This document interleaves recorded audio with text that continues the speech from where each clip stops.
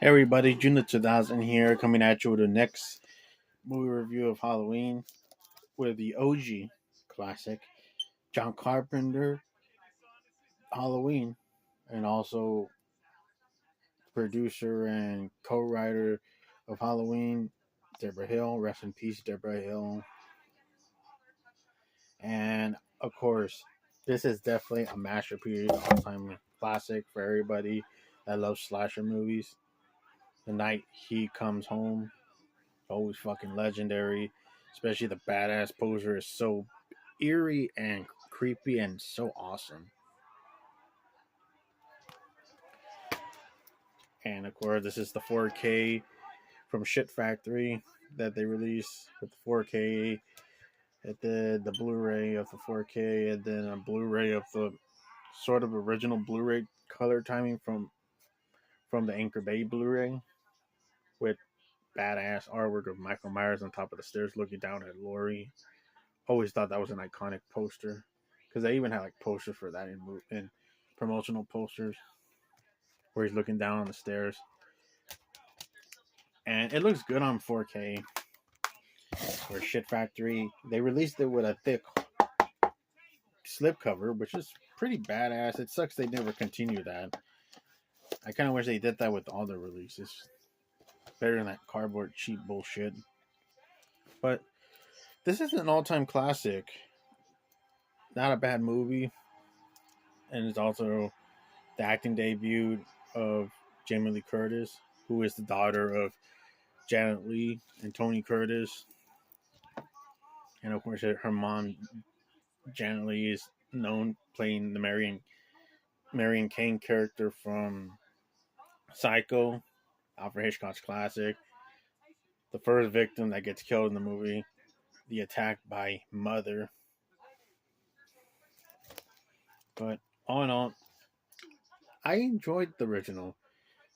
Granted, I do like part 2 and part 4 more than the original, but I still think that, to me, when I rank it, it's my fourth favorite in the series. Like, I'm not going to put it at the bottom because I still think the original is a masterpiece. And it's the one that started it all. But even though I do prefer part 2 and part 4 over it, I still think this movie is an all-time classic. Up there with those 70s classic that started with the first movie, like The Omen started it, the Texas Chainsaw Massacre started it, Black Christmas started it, the first Alien, Ridley Scott's Alien started it. All those badass movies from horror movies in the 70s, which I think was a great decade for horror movies to start off with the first film in that decade era. Even Dawn of the Dead, like, even though that like first was Night, but it's a sequel, but it's still badass. Decade, and you got Zombie 2. You even got many great movies. Oh, and also cannot forget The Exorcist. That's a fucking masterpiece. That's a great fucking film. But of course, this movie is about Michael Myers. In 1963, he unexpectedly goes rampage, sees her sister Judith Myers making out with her boyfriend and going upstairs, fooling around. And then he sees that he leaves, and he goes upstairs, puts on a clown mask, has a butcher knife, stabs his sister impactfully and shockingly. And it turns out it was Michael Myers is a kid. So he's committed to Smithgrove Sanitarium, and one leads to another. He makes his escape after Dr. Loomis and one of the nurses make their entrance to the front of the mental institution because Michael Myers broke out, and some of the mental patients even broke out too. So they're wandering, which it did kind of freak me out when I first saw it. I thought they were fucking zombies when I first saw it. Like, it kind of freaked the shit out of me. Like, what the fuck? But Michael Myers makes his escape, taking their car, and one leads to another. He makes his way back to Haddonfield, and we get Laurie Strode, this teenage girl that's about to babysit later the night of because that day is Halloween, October 31st, 1978. Years after Michael Myers made his rampage when he was a kid, killing his sister Judith. He makes his rampage by returning to Haddonfield, stealing a mask, stealing a mechanic truck, killing the mechanic person that Loomis finds the truck abandoned and seeing the Michael's robe, his mental patient robe, and seeing like the rabid red cigarette match that was in his car. So he knows that Michael was there, and he killed a mechanic there. And then, at least on the other, Laurie is with her friend Linda, played by PG Souls, who was in Devil's Rejects, and she was also in Brian De Palma's Carrie as one of the bitchy friends with with um with Nancy Allen's character that bullied Carrie White. She's in this movie, and she's also in Rob Zombie's Devil's Rejects. And also their other friend Annie, played by uh, fuck, damn it, I forgot the actor. No, wait, they have a credit here. Nancy Loomis, yes, good, good for the Blu-ray to credit their names. Yeah, Nancy Loomis, which she was also in a few Carpenter movies. Of course, she was also in the next Halloween movie, Halloween 2, making her appearance as Annie in that movie, the second film, because she does have her death scene in the movie. But she's also in Assault on Precinct 13, which is one of Carpenter's early movies before this one. And also, she also appeared in The Fog, which is an underrated ghost story. A lot fucking better than Salem's Lot remake. Fuck that remake up its ass. But back to the story. Yeah, so you got Annie, Linda, and Laurie. They're all three teenagers from high school going home.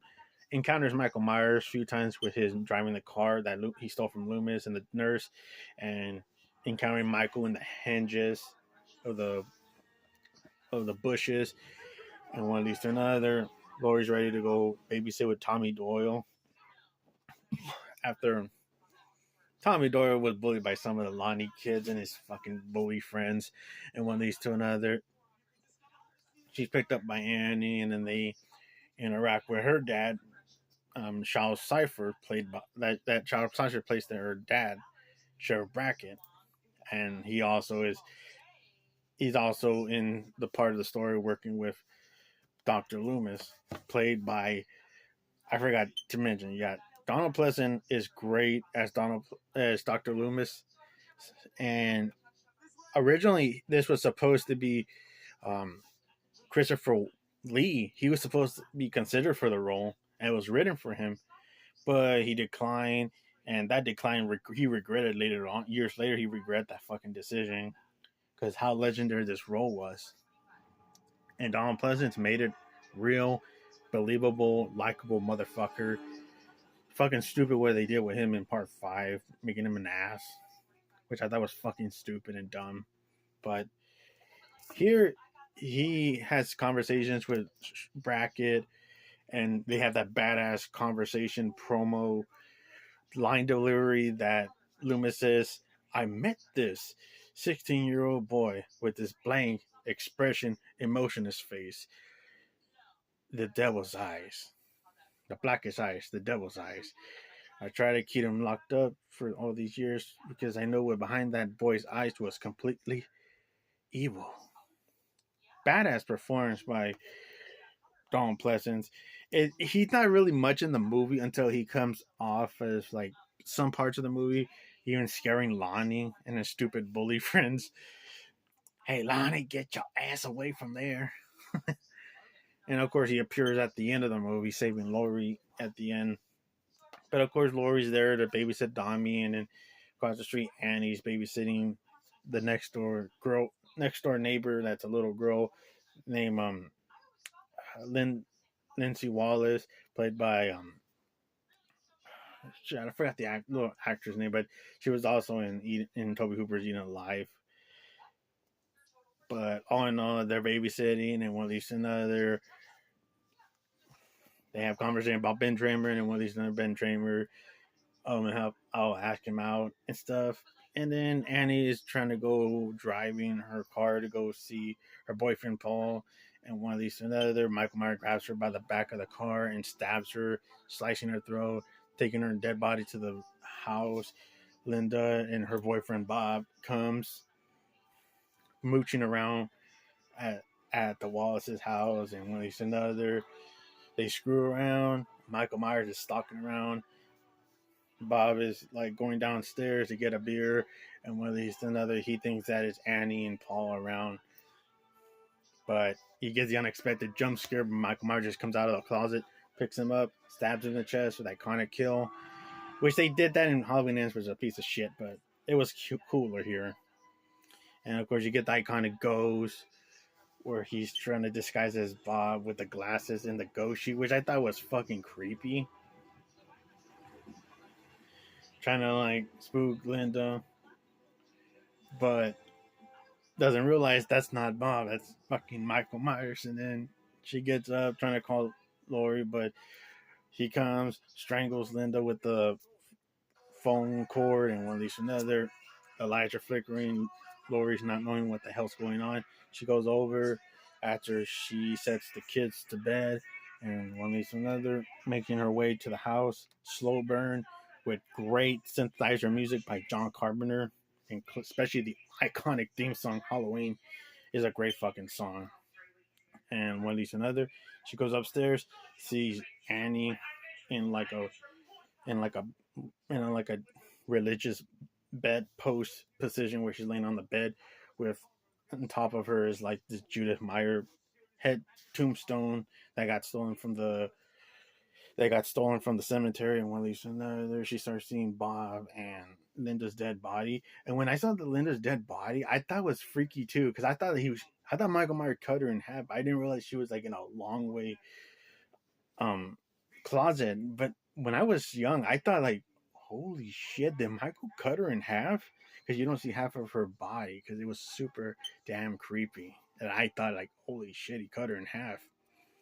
And of course, Laurie's distraught and sad and scared, and Michael Myers unexpectedly stabs her in the arm, and she falls down the stairs.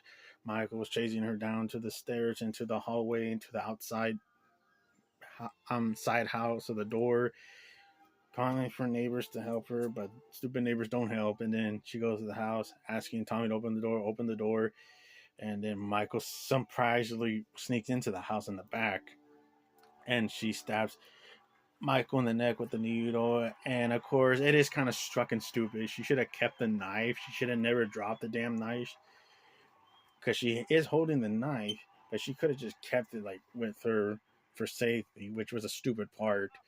But one leads to another. Michael's up there trying to get her, but she puts Lindsay and Tommy into a closet to be safe. And she has that closet scene, which that Michael Myers is not played by Nick Castle. It was actually in that closet scene is played by Tommy Lee Wallace, who will go on to direct Halloween 3, which is a good one. And one leads to another. She stabs him in the eye when she punches his face with the wire hanger, stabs him in the eye with the knife. And one leads to another. He thinks she's dead, and then tells the kids to go to the next door neighbors and call the police. And then unexpectedly, Michael Myers gets up like the Undertaker, and then tries to strangle Laurie, but gets shot by Loomis after he got his mask unmasked, and Loomis shoots him a few times. And she says, "That's the boogeyman." He says, "Matter of fact, it was." And of course, he sees the Michael Myers body disappear and gone.